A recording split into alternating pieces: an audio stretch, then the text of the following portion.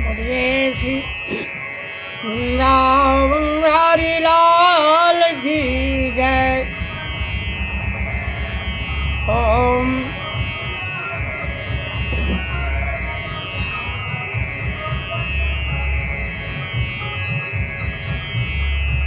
शांताकारं भुजगशयनं प्रणमामि सुरेशं विश्वाधारं गगनसदृशं मेघवर्णं शुभांगं लक्ष्मीकान्तं कमलनयनं योगविद्यानगम्यं वन्दे विष्णुविहारं सर्वलोकैकनाथं। बगैर कीर्तन के कथा का फल प्राप्त नहीं होता। भगवान का नाम संकीर्तन परम आवश्यक है। भक्तिपूर्ण कीर्तन धर्म की परिभाषा है कि परहित सरस धर्म नहीं भाई, पर पीड़ा सम नहीं अधर्माई। परहित सरस, परहित अनेक दूसरों की भलाई करने के समान कोई धर्म नहीं है। धर्म की परिभाषा भाई ये परित करो तो धर्म को आप, तो आप भगवान से आपका प्रेम है, भगवान से आपका स्नेह है।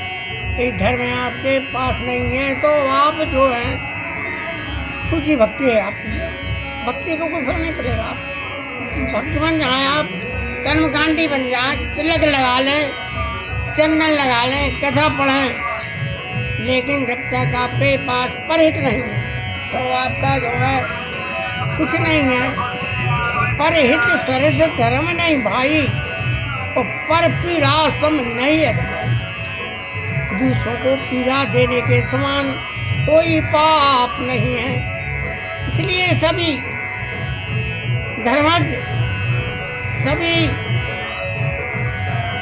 जो है धार्मिक व्यक्तियों से मेरा अनुरोध है कि भैया परहित जो है सदैव साथ में रखिए। यदि आपके पास परहित नहीं है तो आपका जीवन बेकार है, भक्ति आपकी फलदायक नहीं है। कहा है रामायण में,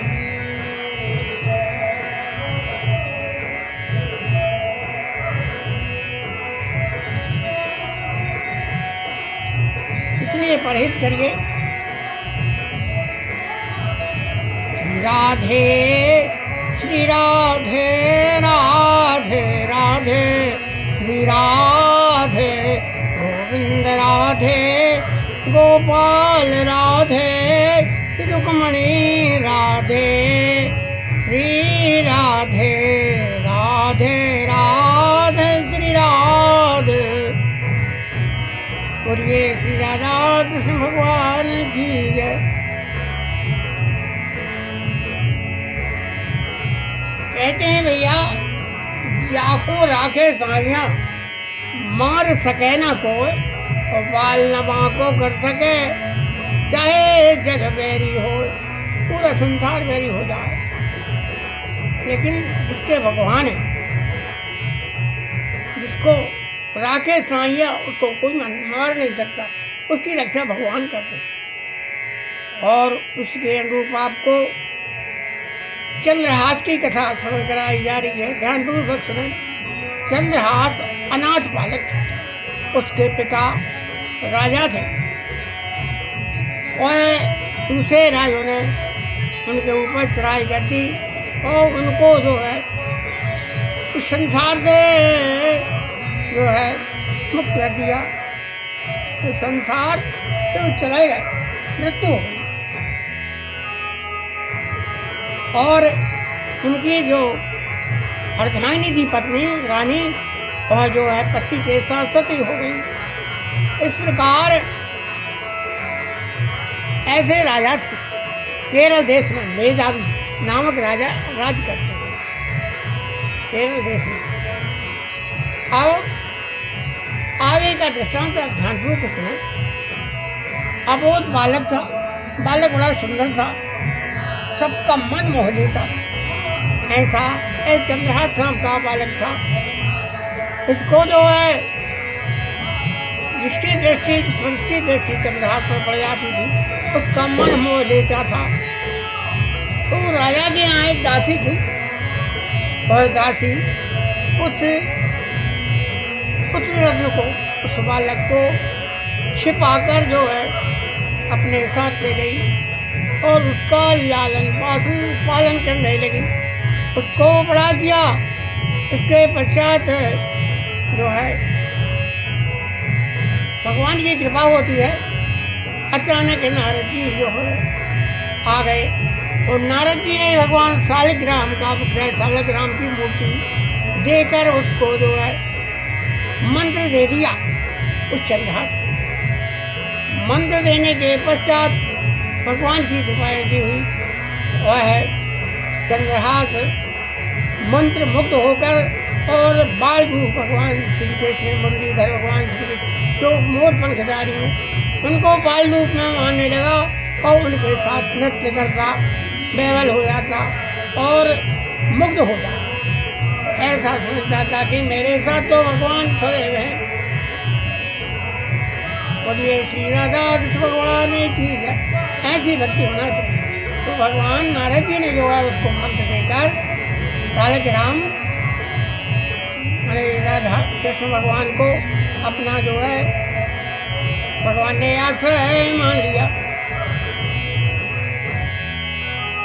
अब एक समय की बात है, चंद्रहास भगवान का नाम लेते हुए संकीर्ण करते हुए एक जो है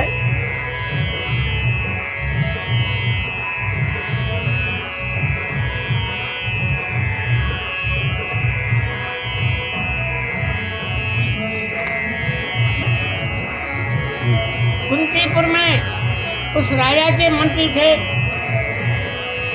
और उन मंत्री का नाम था दृष्टबुद्धि। दृष्टबुद्धि के पास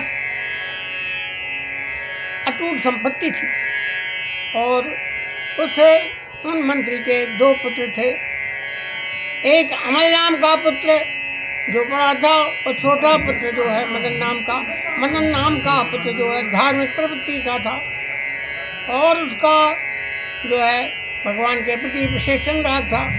एक समय की बात है, दृष्ट बुद्धि के महल में उनके गालव ऋषि नाम के गुरु पधारे, और श्री गुरु जी ने अचानक एक धार्मिक समारोह संतों को बुलाकर धार्मिक समारोह जो है उसका संचालन कर रहे थे। अचानक वहाँ से चंद्रहास भगवान का नाम स्मरण करते हुए निकला। जब वहाँ से अचानक चंद्रहास भगवान का नाम स्मरण करते हुए निकला, तो दृष्टबुद्धि नामक मंत्री का जो छोटा पुत्र था मदन नाम का, उसने चंद्रहास को जो है गुरु जी के कहे अनुसार और संतों के समूह में बुला लिया। अब वह भगवान का नाम स्मरण करते हुए क्रमशः धीरे धीरे चला आ रहा था, और गालव ऋषि वहाँ पर विराजमान थे। गालव ऋषि और संत मंडल बड़े इस बालक को देखकर बड़े प्रभावित हुए, और मदन को जो है चंद्रहास बालक को अपने पास बुला लिया, और बुलाने के पश्चात उसका मधुर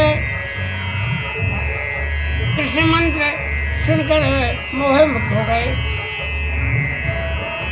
और उसको पास में बैठाया, उससे वार्तालाप करने लगे। इसके पश्चात अब आगे क्या होता है उसे आप आगे की किताबें श्रवण करेंगे।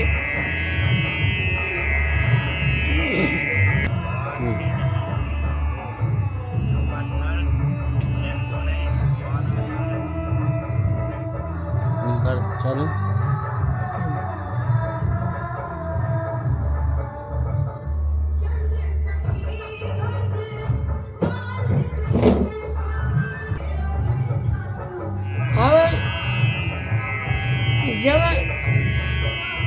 चंद्रहास का गुणगान संतों ने सुना तो उसका जो छोटा पुत्र था मदन, उससे उनके गुरुजी गालव ने कहा कि तुम जो है इसको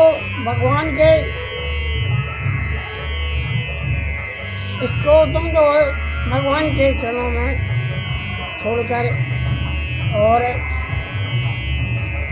इसे अपना पुत्र समझकर इसका पालन पोषण करो और पूर्ण राज्याधिकार इनको सौंप दीजिए।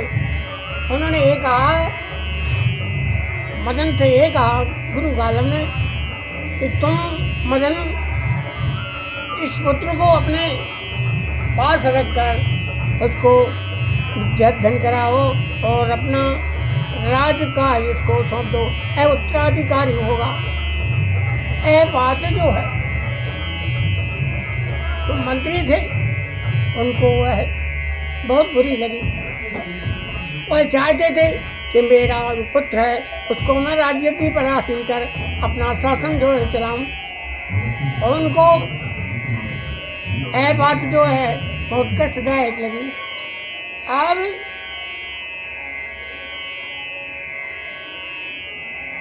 उन्होंने अचानक कुछ किया। एक जो है व्यक्ति था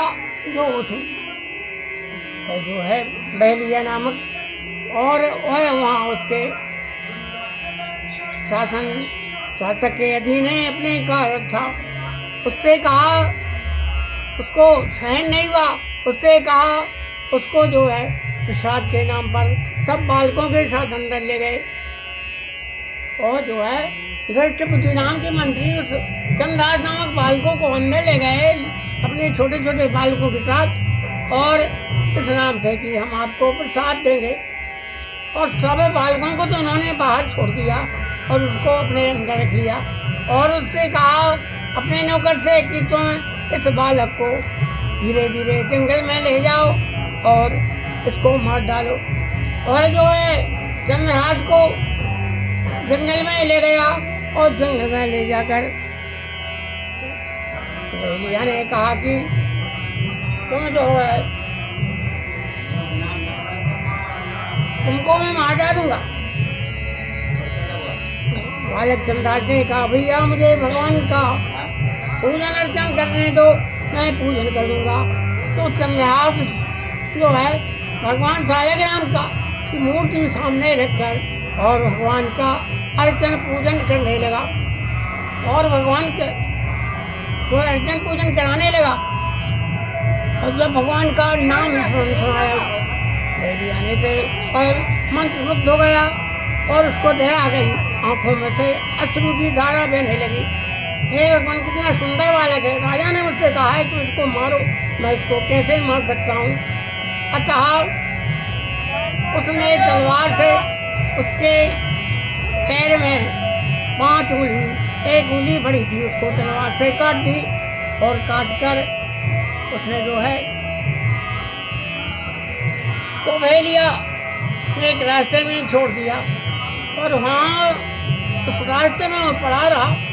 वहाँ पर पशु पक्षी उसको मीठे फल ला कर दे रहे थे, और मृग जो हैं उसको पैरों को सूंघकर और उसका दर्द शांत कर रहे थे। अचानक वहाँ से एक है राज के राजा वहाँ से निकल रहे थे, और वहाँ से निकलने के बाद उस राजा ने चंद्रहास को अपने उठाकर हृदय से लगाया और अपने घर ले गया। उसने कहा, भगवान ने मुझे ही इस रात को चलाने के लिए इस पुत्र को भेजा है, और वो अपने साथ ले गए। वहाँ ले जाकर उन्होंने उसको विद्याध्ययन कराया पाठशाला में, और सुंदर सुंदर जो है सारी सुविधाएं रखकर बालक को पढ़ने दिया। बालक जो है अच्छी पाठशाला में अध्ययन करने लगा, और उसने अपना राज्य इस चंद्रहास को सौंप दिया। बोलिए श्री कृष्ण भगवान की जय। इसके विषय में कवित्व है प्रियादास जी ने चंद्रदास जी के बालकाल वरना निम्न कवियों में इस प्रकार का वर्णन किया, उसे आप ध्यानपूर्वक। अरे हो तो एक नृपता के सुत चंद्रयात भयो परी, और यहाँ विपत्ति धाई लाई और पुरह। तो एक नृपता के सुत चंद्रयात भयो परी, यहाँ विपत्ति धाई लाई और पुरह। और राजा को दीवानता के रही घर आन बाल, आपने समान संग खेल रसा चुरा। भयो ब्रह्म भोज कोई ऐसो ही संयोग बनो, आए वही कुमार जहाँ विप्रना को सुर। और बोली उठे अवैधे सुता को जो पति है, हो वो चाहे जान सुन गयो लाज गुर। इन पत्तियों का अर्थ है कि भैया भगवान कहते हैं कि भैया परहित करो, कल्याण करो, दूसरे का हित करो। इसके बराबर पूजा पाठ जो है, पूजा पाठ से आप जुड़े, परहित यदि आपके साथ नहीं है तो आपका कल्याण कभी नहीं हो सकता। भगवान कहते हैं कि परहित सरस धर्म नहीं भाई, पर पीड़ा सम नहीं अदमाई। परहित जो नहीं करता और मनुष्य अपना जीवन बेकार है। और आजकल लोग परहित को ही बोल रहे हैं कल्याण। कहते हैं परोपकार कुशल बोलते हैं, तो परोपकार करता है वो अपनी कुशलता का हम रखता है। स्वार्थी मत बनो, हैं? परमार्थ स्वार्थ सुख सारे रावण करें। परमार्थ करिए, स्वार्थ जो है आपके साथ है उससे आपका कल्याण नहीं होगा, परमार्थ से आपका कल्याण है। परमार्थ करिए, दूसरों का कल्याण करिए, प्याऊ लगवाइए, वृक्ष लगवाइए, दान दीजिए, मंदिर बनवाइए, एवं प्रत्येक प्राणी के प्रति दया भाव रखिए। इसी प्रकार भगवान का जो है भक्ति में मन लेगा। भगवान कहते हैं परहित यदि नहीं करता व्यक्ति और भक्त नहीं बना, उसके पास में परहित होना बहुत आवश्यक है। आजकल परहित नहीं करना चाहते, स्वार्थ से जुड़े हुए। किसी ने कुछ कहा भैया हमारा ऐसा काम, अरे भैया मुझे तो टाइम नहीं।